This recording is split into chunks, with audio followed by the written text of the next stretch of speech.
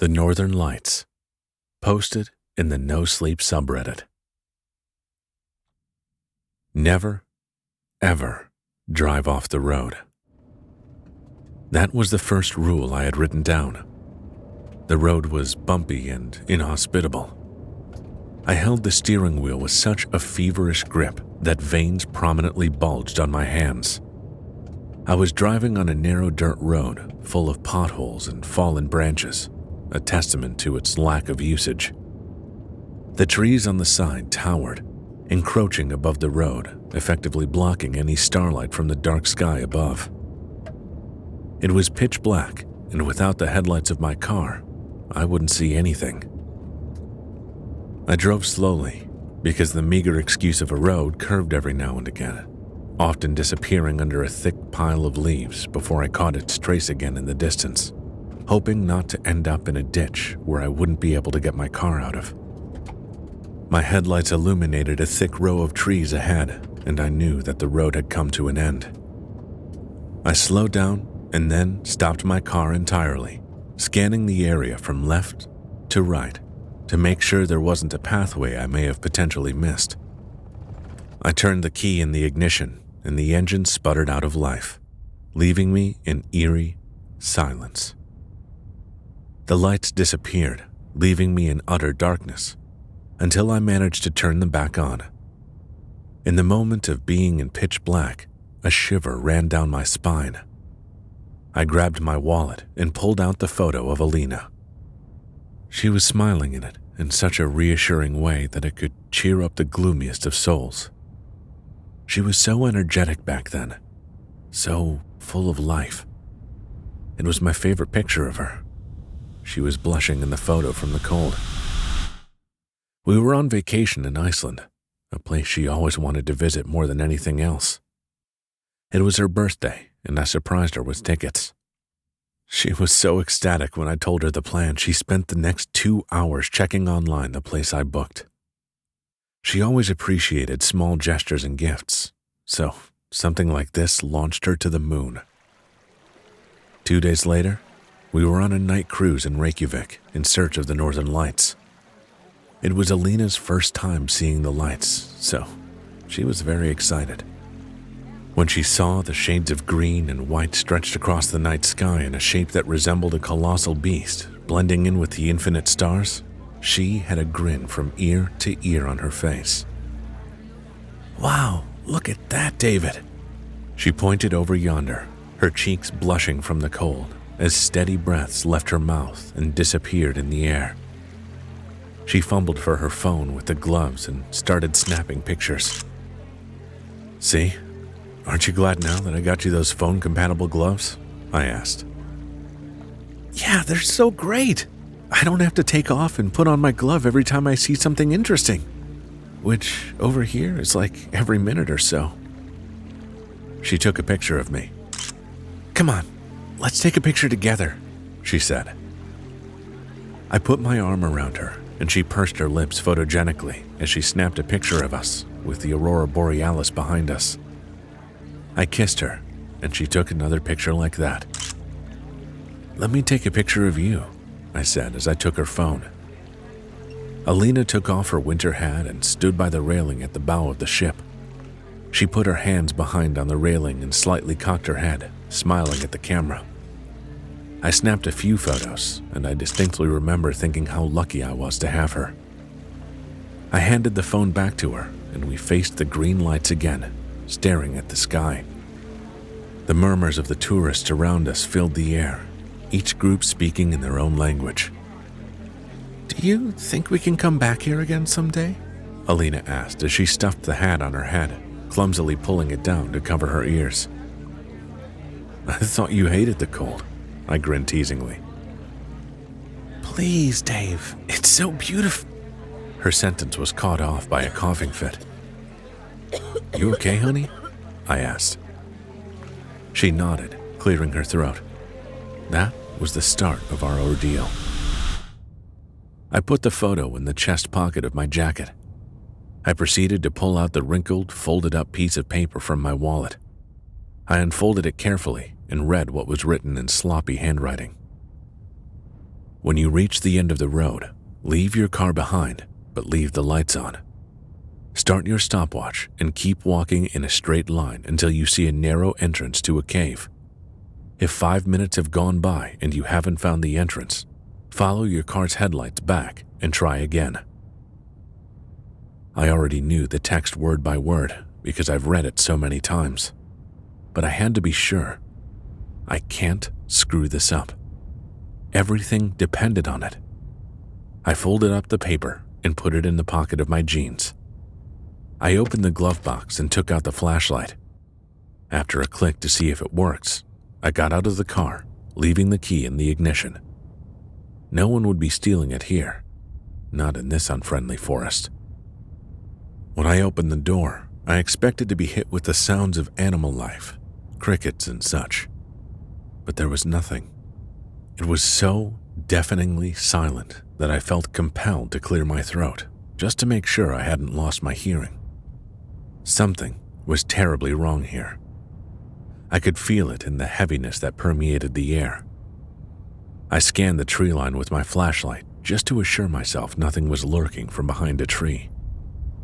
Once my mind was calm, I turned to the direction my car was facing, set the timer on my watch, and started walking.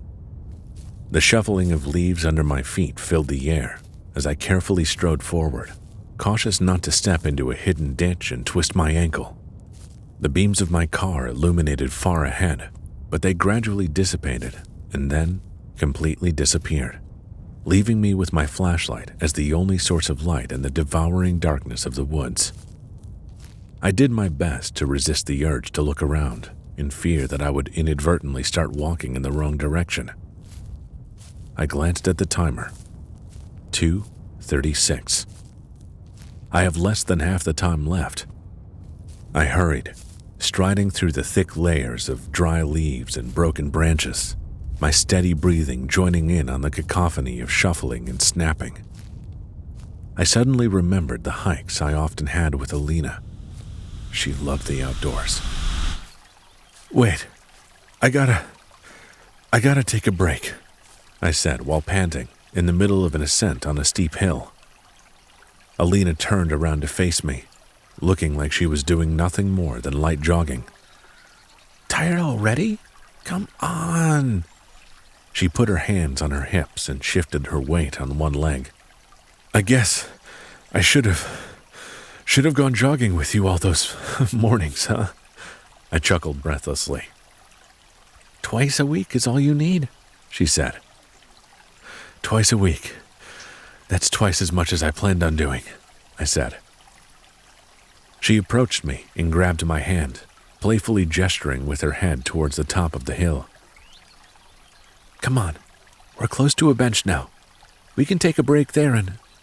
She leaned in and whispered, "Maybe kiss a little?" Climbing the hill suddenly sounded a lot more attractive, and in a matter of minutes, we were on an elevation with our backpacks off, sitting close to each other on a bench. "Hey, I just wanted to say I really appreciate you doing these things with me," she said as she put her hand on my thigh. "What are you talking about, babe? I'm enjoying this." And it was the truth. Anything even remotely unappealing was a lot more enjoyable with Alina, whether it be watching movies at home, visiting family members, which I hated, hiking, or working out. "Well, you'll have to train a lot harder if you don't want me to leave you behind for a bear to eat." She leaned in closer. "Hey, if I can survive living with you, I can survive a bear," I said, to which she gasped, faking shock. I brushed the hair from her face and kissed her. "Wait," she barely managed to utter mid-kiss and looked away. She put her hand over her mouth and started coughing. It was a dry, painful-to-listen cough, which made my lungs hurt just hearing it. "You've been having that cough for a while now. We really should schedule an appointment for it, seriously." She mildly coughed a few more times, after which she cleared her throat. "All right, fine. I'll do it first thing Monday, I promise." She smiled reassuringly. 4:13. Not much time left, and I really didn't want to spend 5 more minutes going back and then going through the same process once more. I trudged through the leaves, the feeling of unease growing inside me, threatening to take control of my body. 4:33. Nothing but the dark and endless trees. Wait, there's something far ahead. The beam of my flashlight bounced off something at the end, rather than disappearing in the dark ahead. Reinvigorated, I quickened my pace and realized I was staring at a cliff wall. It was huge, its uneven and jagged surface taking up the entire view above and on both sides.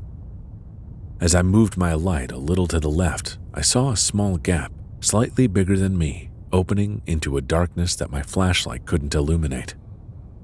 It made my breath quicken, made me feel as if I could go inside and never find my way back out. I slowly approached it, inspecting it from a safe distance. Even from here, my light couldn't penetrate the darkness at the threshold. I should have been able to see the adjacent wall on the inside, but there was nothing. It was as if my light was suddenly stopped at the entrance by an invisible black wall. My timer beeped loudly, startling me. I turned it off. I pulled out my paper again and read the next line 3 times, darting my eyes over the same sentence over and over. You have to be sure before you step inside, because once you do, there's no going back. I already knew that, of course, but a nagging feeling wouldn't let me just rely on my memory. That's why I had it all written down. I couldn't allow myself to screw this up. I probably wouldn't get a second chance. I approached the entrance of the cave, my light practically shining only inches into the black wall. I timidly ran my fingers across the barrier, feeling an unnatural cold. It was freezing. A moment of trepidation overtook me before I blanked my mind and stepped through the veil, bracing myself for the unknown. I felt as if I had just gone over the threshold from a warm room into an inhospitably cold one. The temperature was much lower in here, and it wasn't something of this world. I shone my flashlight around, glancing at the uneven surfaces of the encroaching walls, which gave me just enough room to squeeze through by going sideways. I glanced behind, but to my amazement, the black veil was no longer there, and I was instead faced with a solid rock wall. It was all part of the challenge, and I knew this would happen. I faced the direction in which the passage led. Go through the passage no matter how narrow it gets. Don't stop to listen to the noises in the distance. Don't turn around if you hear them behind either. I started making my way through the cave, the steady sound of droplets falling onto the ground permeating the air. The beam of my flashlight only illuminated the pathway to a certain point ahead, after which it merged with the darkness, giving me a distinct impression of walking through an endless corridor. Very soon, I started hearing something that sounded like loud crashing somewhere in the distance, like a rock plummeting to the ground. This occurred at various intervals and amplitudes, never in a predictable manner. It wasn't long until other sounds started to join in on the already present ones.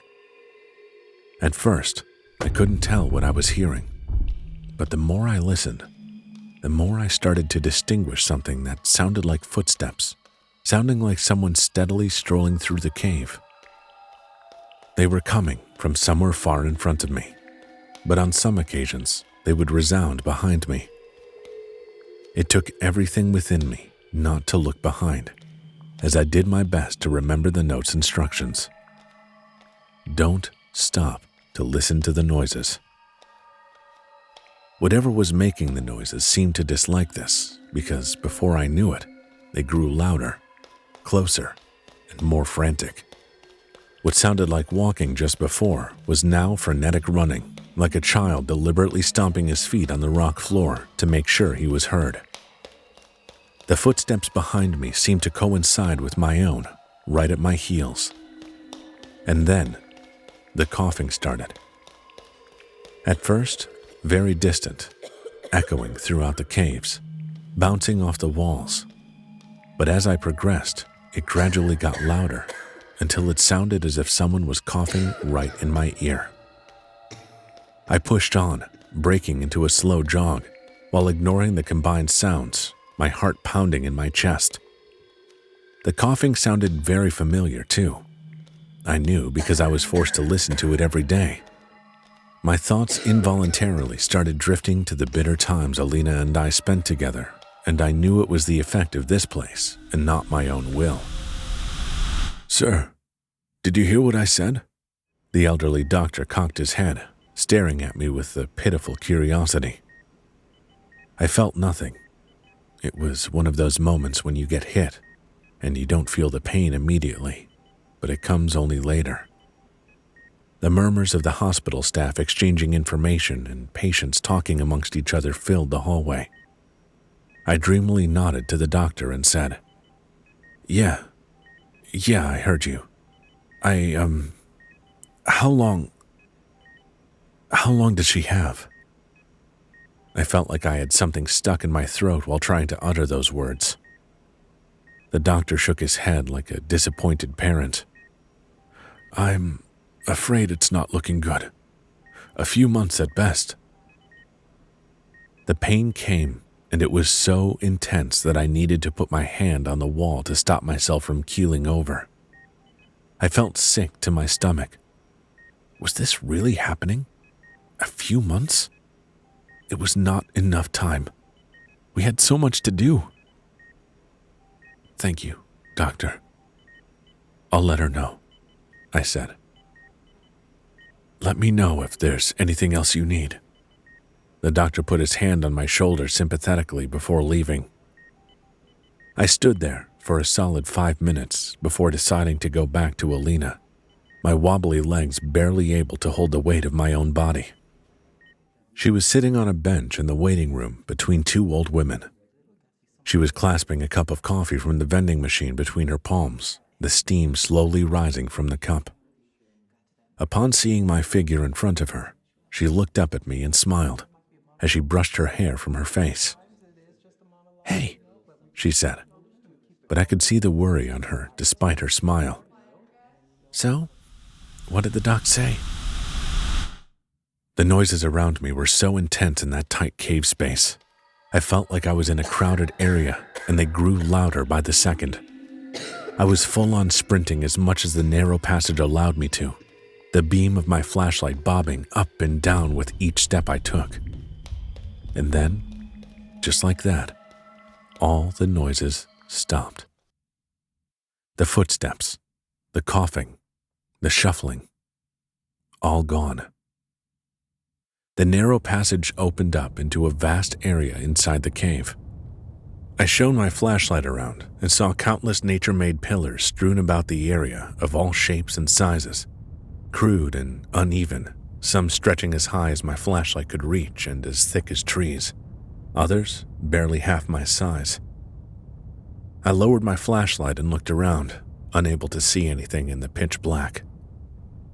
I slowly rotated to the right, trying to detect the faintest trace of something contrasting the dark, and there it was. A tiny, barely visible white dot. A beacon of hope in the surrounding abyss. I steadied my breathing as I put my hand in the pocket of my jeans and pulled out the note. Once the passage opens into a big area, look for the source of light. Follow it while keeping anything around you at a distance with your flashlight. If your flashlight starts to flicker, run. I sighed and put the note back in my pocket. I pulled out Alina's picture and looked at it under the light. In this dark and hostile place, her face gave me respite.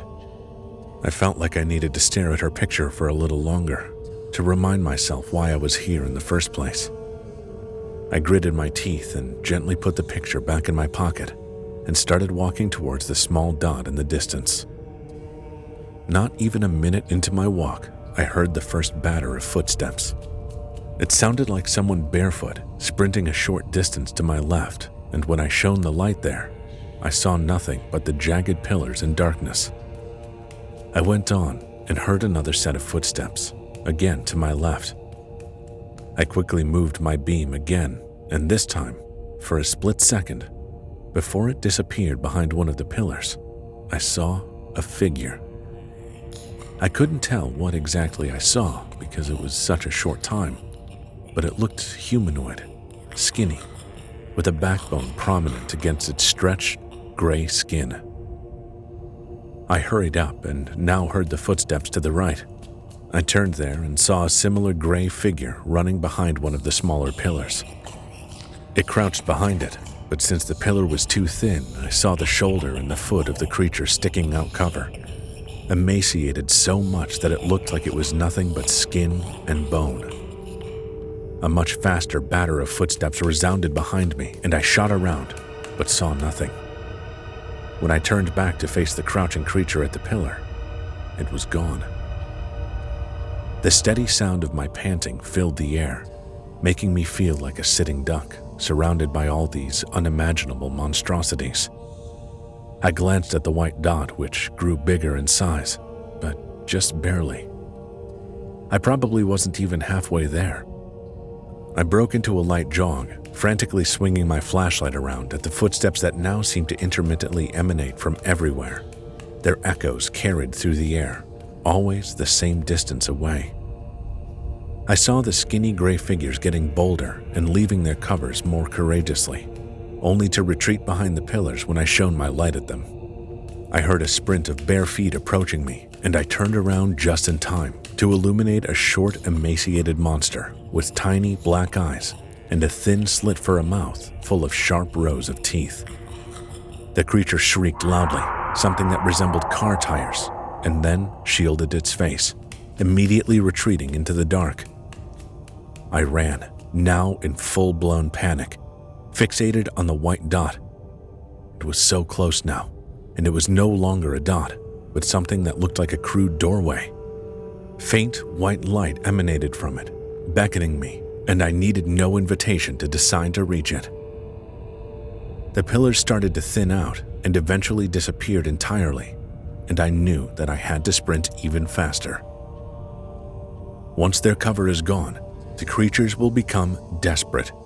Run towards the light and don't look back until you are through. I listened as the dozens, hundreds of tiny footsteps followed closely behind, shrieked resounding so loudly that my ears hurt, their cries sounding like bloodthirsty desperation of a predator hunting its prey. The flashlight started to flicker, but I ignored it. The white door grew bigger, and before I knew it, I was through it. I felt the floor disappear from under my feet, and I felt myself falling headfirst into a watery abyss, while the sounds of my pursuers abated. A loud splash resounded, and for an instant, I felt cold all over my body, with everything around getting muffled. I felt cold water fill my mouth, and the utter realization that I might drown in this place filled me with indescribable panic. I held my breath and swam in the direction that seemed the likeliest to lead to the surface, all the while praying I wasn't diving deeper. In seconds, another splash occurred, and the sounds around me were no longer muffled. I took a deep breath, gasping for air, more in panic than from drowning. I shone my light around, feeling the cold penetrate my body. I had to get out of there immediately. I saw solid surface close by, so I used my remaining strength to swim there and climb out of the water, slumping onto my back, panting. I was in temporary relief, and I knew that I'd be safe for the moment, so I allowed myself to close my eyes for a second. Alina sat upright in her bed, staring out the window. The morning sun glared through the pane of glass and on her pale face. I sat at the edge of the bed. "What are you thinking?" I asked her, putting my hand on her thigh. It felt much too skinny, even through the blanket. She looked at me and smiled. She had heavy bags under her eyes, and her cheekbones were prominent on her sunken face. Despite all of that, the smile she gave was still the same as it was when she was healthy, full of life radiant with hope and positivity. "I was just remembering our trip to Iceland," she said with a hoarse voice. "Yeah, it was around this time last year," I said. I guess we won't be going back there after all." She forced a chuckle, the sadness audible in her voice. I choked. I didn't know what to say. She sighed and said, "It's a shame. I really wanted to see the Northern Lights one more time." I was suddenly overcome with an overwhelming sadness. "Don't say that," I said. "We could still visit Iceland this winter." She gave me a smile, which clearly said she knew I didn't believe it. She put her hand over mine and said, "I'm feeling tired. I should get some rest." I opened my eyes and sat upright, more distressed now than I was running away from those abominations from before. I pulled out the photograph from my chest pocket. It was wet, but still as pristine as before the fall, because I had encased it in plastic. Seeing her smile put my heart at ease and gave me the strength to go on. It was a shame I didn't go to such lengths to protect the note as well, because when I pulled it out of my jeans, it was soaked and ruined, the ink smudged into indecipherable letters.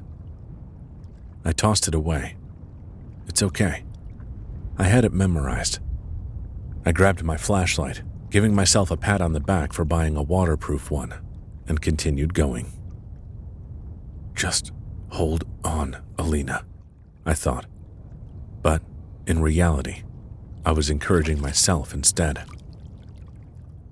After you swim out, there's only one path you can follow. Go forward until you see a bridge. Something will be on the other side of it.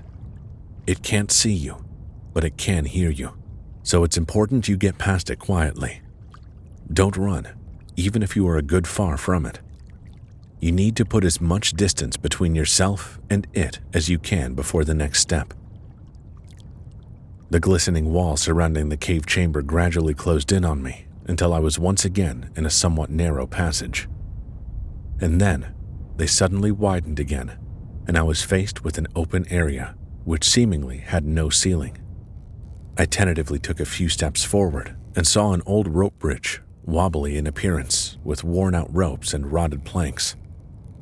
I pointed the flashlight down below, but was met with nothing but endless dark. I had to cross the bridge. There was no other way around it. I grabbed onto both sides of the rope, indecisively taking one step onto the old board, testing to see if it would collapse under my weight. I put the other foot in front of the first and continued doing so, slowly and steadily. The bridge creaked with uncertainty, making me stop at every sound it would make. I expected the rope to snap or the board to break at any moment, and myself to plunge into my inevitable demise. I wondered how long I'd be falling before I hit the floor, and if I'd have time to wallow in my own helplessness before death took me. Although the bridge seemed endless, I reached the other side much sooner than I expected. It felt great stepping on the hard surface of the cave rock, feeling stability once again. My relish was short-lived, though, when the sound of wheezing filled the air in front of me. I raised my flashlight and darted the light around, but was only faced once more with the dark. It was hard to pinpoint where the wheezes were coming from, since they echoed throughout the cave. I stood frozen as they gradually got louder. The wheezing was interrupted by a sudden coughing fit before it continued. My thoughts inadvertently kept rushing back to my final moments with Alina. I wish I could say that we enjoyed those last minutes we had, but that wasn't the case. The chemo had made her increasingly agitated, and being around her was insufferable. "Can you please not chew so loudly?" Alina asked from her bed impatiently, slightly raising her tone. I stopped chewing my scrambled eggs and slowly put my fork down to look at her. She had lost all her hair, and even her eyebrows had fallen out. Her face was white as a sheet of paper, thin and sunken. her cheekbones and eye sockets clearly visible against her face. Her body was frail and thin, as she weighed no more than half of what she used to. It was so difficult watching her become like this. A woman so lively, fit, full of energy, to become the exact opposite of what she was prior to getting sick and unable to do all the things she used to enjoy. She stared at me with a stern expression on her face, the plate of her food untouched on the nightstand next to her. "I'm sorry, honey," I responded in a docile way. This wasn't her first outburst, and it probably wouldn't be her last either. I had gotten somewhat used to it by now, but her words still hurt me sometimes. I tried to tolerate it as much as I could, but I spent less and less time with her in the room. I simply couldn't bear to watch her like that. Over the course of the next few days, she became increasingly weaker, unable to eat, and later, even speak. I knew that her time was almost up, so in those last moments I stayed by her side and held her hand the entire time while she was in a limbo, falling in and out of consciousness, only able to wheeze while awake, neither truly alive nor dead.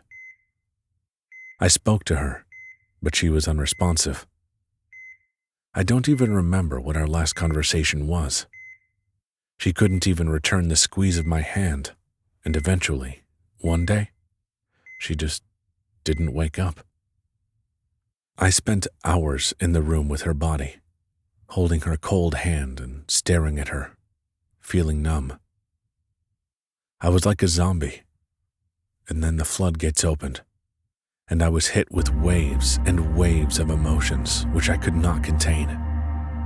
It was the worst I'd ever felt in my life, and I begged God to give her back, to swap our places, to give me just one more minute with her. But of course, that never happened. The wheezing was so close now that I expected something to jump out in front of me.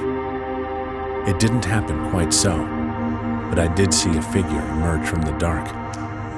I had to put my hand over my mouth to stop myself from audibly gasping when I saw what kind of monster staggered up in front of me. My flashlight illuminated a hunched-over woman, except she wasn't really human from the looks of it. It had long and damp black hair falling over its face, almost halfway down to its chest. It was skinny, so skinny that I wondered how it was even able to stand. Its body was wrapped in a torn, brownish rag, and as it made a step closer to me, I realized it was an old hospital gown. Its painful wheezes permeated the air, loud with each step taken. I was frozen in place, unable to move an inch from fear. The creature stopped, its chest heaving as it breathed, and then turned its head towards me. It was then that I realized it had no eyes. Where the eyes should have been, I saw skin stretched across the sunken sockets. It didn't seem to react to my flashlight, which fiercely danced on the creature's face up and down from my trembling hands. I closed my eyes and held my breath, tears now flowing down my face. I had to be quiet. The creature turned left and continued walking slowly, each step it took looking like it had trouble moving its limbs, dragging its bloodied feet across the dirt and rock with a shuffling sound. As soon as it was some distance away, I daringly started tiptoeing forward, holding my breath along the way. I kept my light trained on the creature, while its now steady wheezing filled the air. In the panic I felt, I accidentally kicked a pebble on the ground, which rolled away with an ominously loud sound. I stopped dead in my tracks. The creature gasped loudly with a simultaneous shriek, epileptically jerking its head in the direction of the sound. It started running, much faster than I thought it could with its frail body, all the while with shallower and much louder wheezing. It stopped exactly where the pebble had rolled over. It swiveled its head left and right with curiosity, clenching its fingers in a way that could only indicate that it was ready to attack with its long nails. The creature probingly sniffed the air multiple times before it let out a groan of disappointment and staggered back to its previous position. I slowly exhaled, almost out of breath. I proceeded to walk forward, while the steady wheezing started resonating in the air once more. I got a surge of hope when I saw something that looked like a doorway, not too far ahead. I wanted to run, but I had to follow the rules. The creature was too fast.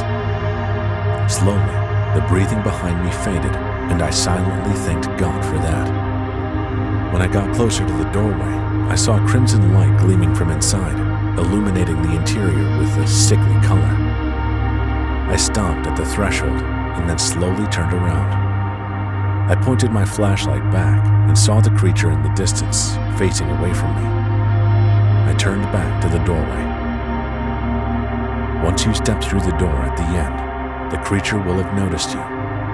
You will know this because it will scream. Run. Run as fast as you can and don't stop until you are through the next door. So, that's what I did. As soon as I took one step across the threshold, I started running for dear life. An inhuman shriek resounded behind me in the distance, followed by a rapid batter of footsteps and violent wheezing. The lights I saw before now glowed brighter on both sides of the room, illuminating a pathway in the middle. I ran across, feeling the temperature rising. The scream was right at my heels, and I was just about prepared to feel its hand wrap around my ankle and pull me back, but I refused to stop. The room changed as I ran through. The crimson light suddenly illuminated tubes, hospital gowns, and IV bags hanging from the ceiling. I heard EKG machines beeping, and murmurs of people who I knew were doctors resonating throughout the chamber. And then I saw people in the distance. Hundreds and hundreds of people, emaciated, sick, in patients' gowns staggering like zombies forward, some dragging IV racks with them, others in wheelchairs, all going in one direction and disappearing far ahead in an amalgamation of what looked like giant, rotted black lungs. Sounds of respiration filled the air as the lungs inhaled and enlarged in size and then exhaled, leaving giant droplets of blood on the ground in front. As I got closer, I realized those weren't lungs at all. They were people, all merged together into a pile that resembled lungs, new ones joining by the second and latching onto the other tormented souls. I knew that these were souls who tried to go through the same test as I did and failed. I knew this is what awaited me if I got caught. I couldn't take it. I wanted to be out of there, but there was nothing in sight, just an endless pathway going forward. I had started to lose hope, and then I saw it. A passage in front, and a giant iron door opening up inside, white, bright light emanating from it. The shrieks of the monster were still behind me, and I had started to think it was toying with me. I jumped through the light and was completely enveloped in it. As fast as it blinded me, it disappeared, and the door slammed behind with a loud bang. There was a loud slam on it, which made me recoil in fear. Scratching, wheezing, screaming, and banging ensued for a few long seconds before it slowly faded away into the distance and eventually disappeared entirely. I loudly sighed in relief, amazed that I managed to survive this far. I did it. Once you are through the door, talk to the overseer and make your wish. I turned around. I was in a dark room, but this one was different. The floors and walls seemed straight and smooth, man-made, not crude like the rest of the cave. From the middle of the ceiling, blue light was cast down, illuminating a figure sitting on a rock. I couldn't see clearly who or what the figure was, but what I did see is that it was cloaked in a black robe, looking down, not revealing any discernible features. I tentatively approached the figure, my heart thudding in my chest. It phlegmatically raised its head as if just now being aware of my presence. I couldn't see its face as it was shrouded in darkness, but when it leaned in, I saw a pair of bony, gray hands with thick veins protruding out, like an old man. It spoke in a slow, raspy whisper. "So, you've made it. You wish to bring back the dead?" "Yes. I completed all of your tasks. Now I wish to bring my lover back. She was young. There was so much in store for her. But she was taken from me too soon. I want to live with her the life we never had," I said with such clarity and confidence that I amazed myself. I rehearsed that line in my head so many times before, imagining this moment, but I never thought it would actually ever happen. The overseer shook his head, which was like a punch to the gut. It continued. "You misunderstand. It does not work that way." It spoke slowly, sending shivers down my spine with each word. "Wait, no. The rule said we get to bring our loved ones back. I completed your challenge fair and square," I said, scared because I saw back in the previous room what kind of hell this creature was capable of, but my desire to bring Alina back was stronger. The overseer sat motionless for a moment before saying, "I will give you 3 choices. You may choose one. For the first choice, you can bring back your loved one, but know that she will not be the same. I can bring her back, but I cannot cure her ailments. So whatever aided her in life before will continue to do so when she returns from the grave, causing her to live a life of endless agony. In the end, she will become a walking corpse. The time you spend with her will be a nightmare, and she will beg you to kill her before the end. And you will do it with relish. Is that worth it, to have her back?" My heart dropped to my stomach, but I listened. "The second option is to turn back time. You can go back to happier times when she was healthy, but know that you cannot change anything, as it was already written by the fates. She will die again, and you will have to relive the same bitter end once more." "What's the third option?" I asked impatiently, my entire body shivering. The overseer paused once more before saying, "You may see your lover once more for a short time. I can connect the two of you, and you may say goodbye to her." "That's it?" It didn't respond. I felt tears welling up in my eyes. I had come all this way for nothing. I couldn't bring her back, and yet I would go through this hell 10 times over if it would mean seeing her face, even if it were just for a moment. The first choice was not ideal, since it would only prolong torment to the both of us. But the second option? What if the overseer was wrong, and it is possible to change the course of events? No, the overseer was telling the truth. Somehow I knew that in my heart. "I choose the final option," I said with utter determination. The overseer leaned forward, and I couldn't tell if it was staring at me. A moment later, it swiped the air with its hand, and a blue, sparkly mist appeared in front of him, spreading and slowly enveloping the entire room until it was all I could see. It felt like floating in the sky, with countless stars wherever I turned. "David?" I heard a voice behind me. A soft, gentle voice. A voice which was music to my ears. I turned around, gasped audibly. In front of me stood Alina, no longer the skinny, sickly person that I last saw her as, but as beautiful as the day I took the picture of her on that cruise ship, with blushing cheeks, perfect hair, enchanting smile.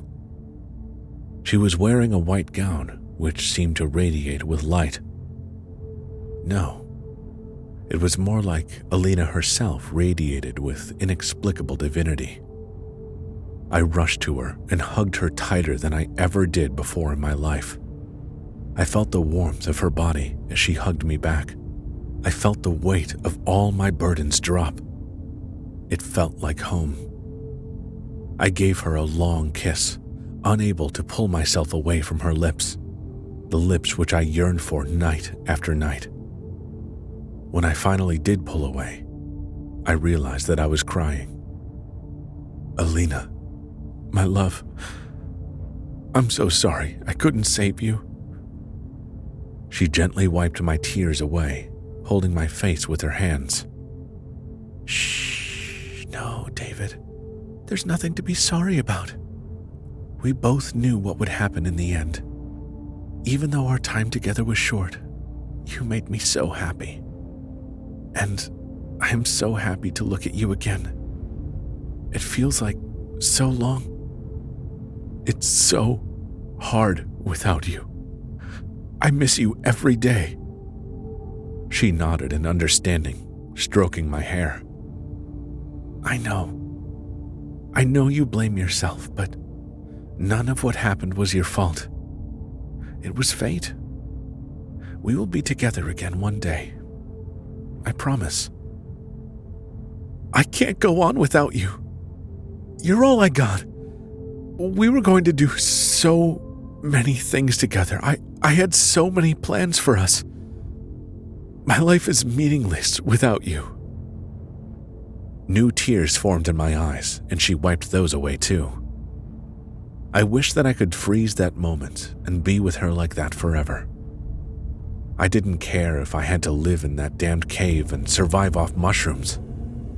All I wanted was to be with her, no matter the price.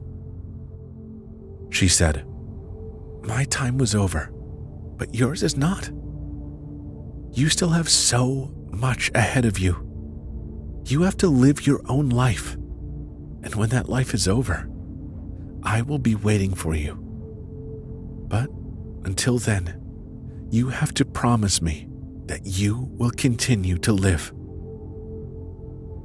She gave me a concerned look, and I knew we didn't have much time left. So I nodded and said, "Okay, my love. I promise." "And David?" she asked. "Yes?" "Jogging. Twice a week." We both smiled. It was bittersweet. I felt happy and sad at the same time. She kissed me, and as I held her, I felt her slipping away. She was moving on. No, floating backwards and slowly ascending into the sky. "I have to go, my love. They're calling to me," she said. No, please don't go. Stay with me." I tried reaching out to her, but she seemed oblivious to my presence, glancing around at something I couldn't see with a smile on her face. The sky started changing colors, and suddenly, it was covered in various shades of green, like waves painted on a canvas. They covered a big portion of the sky, and Alina looked at it in fascination and joy.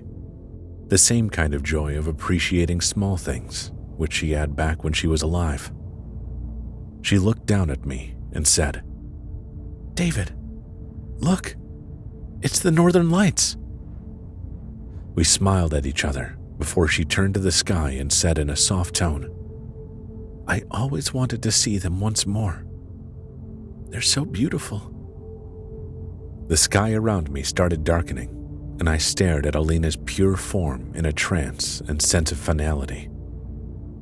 "I love you, Alina," I muttered to myself, as her radiance slowly blended with the darkness and I was back in the dark room from before. The overseer was nowhere in sight. I fell to my knees and wept for what felt like hours, the pain in my heart more intense than on the day she died. I wanted to die there and then and join her in the afterlife. But I couldn't. I made a promise to her. When I regained my composure, I looked around. There was a faint light coming from behind me. I followed it and found myself back in the forest at the cave entrance. It was morning and the birds were chirping. Light breeze whipped at my face. I looked back, but instead of the entrance, I was met with a solid wall. I made my way back to my car and pulled out Alina's photograph. "You will always be with me," I said, as I put the photo against my chest. You have been listening to The Northern Lights from the No Sleep subreddit. Credits are in the description. We hope you have enjoyed your time with us, and with that, I bid you good night and sweet dreams.